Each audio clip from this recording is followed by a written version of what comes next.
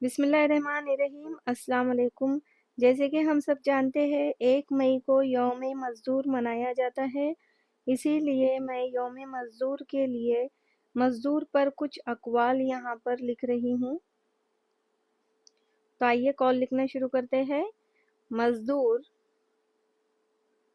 की मेहनत, मज़दूर की मेहनत कौम की तरक्की की बुनियाद है। मज़दूर की मेहनत कौम की तरक्की की बुनियाद है। दूसरा कॉल है मज़दूर का दिन हर दिन है। मज़दूर का दिन हर दिन है क्योंकि क्योंकि वो हर दिन कौम को संवारता है। मज़दूर का दिन हर दिन है क्योंकि वो हर दिन कौम को संवारता है। तीसरा है मज़दूर का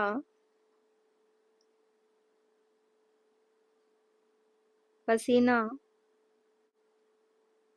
मज़दूर का पसीना सोना होता है, सोना होता है जो ज़मीन को ज़िंदगी ज़िंदगी बख्शता है। मज़दूर का पसीना सोना होता है जो ज़मीन को ज़िंदगी बख्शता है।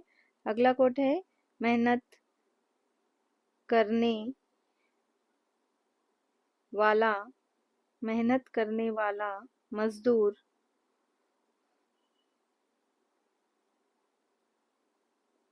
इज़्ज़त का हकदार होता है। मेहनत करने वाला मज़दूर इज़्ज़त का हकदार होता है। शुक्रिया, अल्लाह हाफ़िज़।